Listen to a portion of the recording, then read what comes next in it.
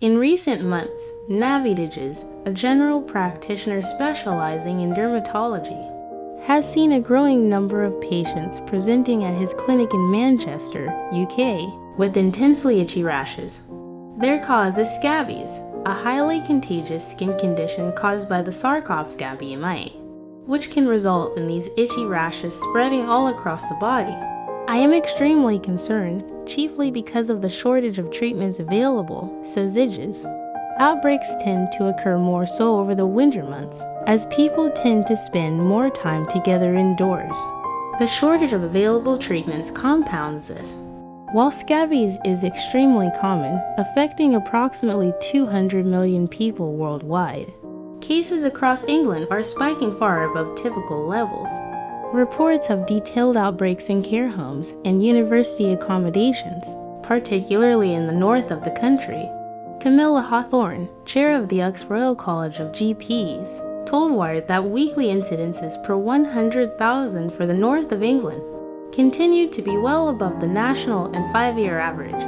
Their most recent surveillance reports detailed 1926 cases across the country between early December and January.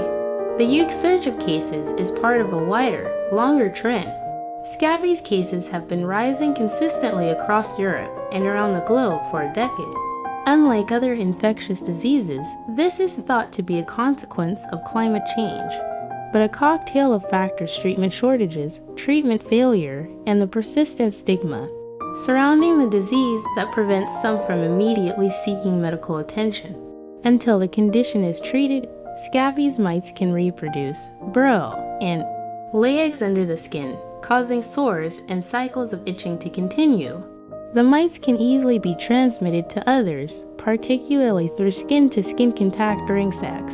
For example, Idges says he has seen several cases where individuals were infected by a sexual partner.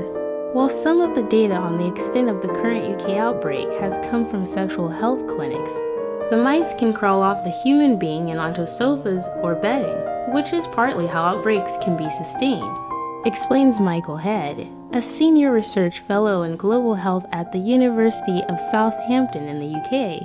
It's quite common in schools, prisons, and care homes, and will sometimes see outbreaks in hospital wards or hostels.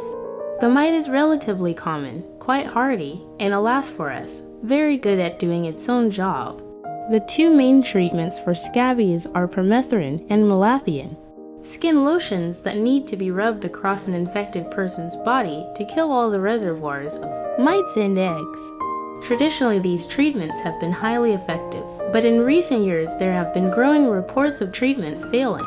A recent review of research on the topic, published by the British Journal of Dermatology, states that the treatment failure rate can be as high as 30%. The review notes that drug resistance among mites is an emerging concern, but also concedes that relatively little is known about this threat. The high number of cases in the UK also reflects the difficulty of eradicating an outbreak, says Joe Middleton, a research fellow at Brighton and Sussex Medical School, who is involved in scabies research in the UK and around the globe. Bedding and furniture need to be completely decontaminated, while medicines like permethrin are not the easiest to use. Permethrin is a good medicine, but it's very difficult to put on. You have to cover your whole body, leave it on for 12 hours without washing it off, and then you have to do it again 7 days later, he says. The reality is that we see a lot of failure where people put on this medication and end up continuing to have scabies and infecting other people because the application is so difficult. In Britain, there's also another factor at play amongst long severe shortage of treatments. Paul Guinow of the British Association of Dermatologists told Wired in an email that this is due to both lingering pandemic-related supply chain issues and import problems relating to Brexit. With the current high demand, any stock that reaches the UK is swiftly used up. We've seen a shortage of pharmacy supply in some UK regions, particularly in the north, says Middleton. It's unclear what is causing which. Maybe there's more cases, so therefore there's a shortage in medicine. Or it might be the other way around. Researchers argue that given scabies' relatively high incidence, there needs to be more rigorous surveillance of potential outbreaks, particularly in the wake of research showing that untreated scabies can lead to secondary skin infections from streptococcus and staphylococcal bacteria. Vulnerable patients in care homes, for example, are especially at risk, and these bacteria can even go on to cause organ damage. There are some links to the cardiac and renal systems, says Head. Not fully understood, but it does look like they are genuine. Occasional secondary consequences of an initial scabies infection.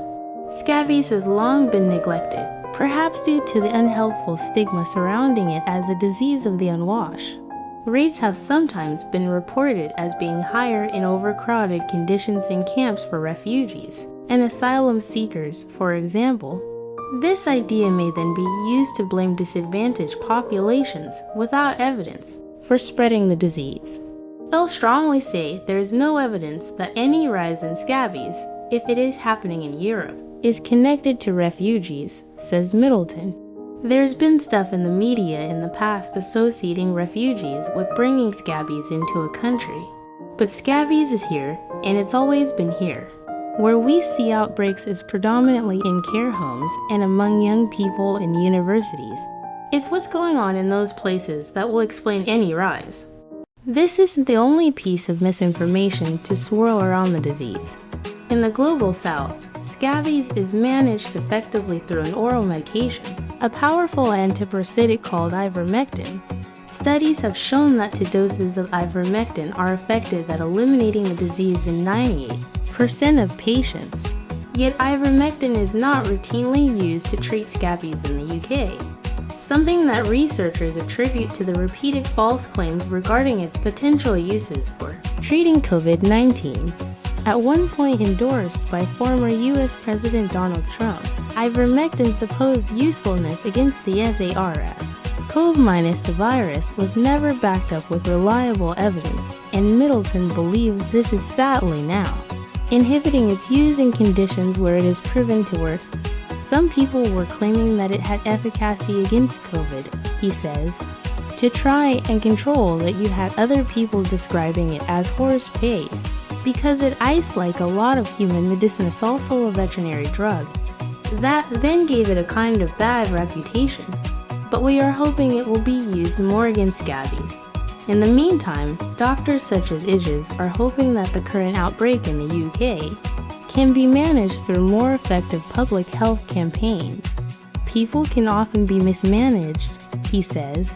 For instance, itching post-treatment can last anywhere up to 6 weeks post-eradication, yet people mistake this for a recurrence of scabies. This leads to them sourcing more permethrin, leading to more shortages.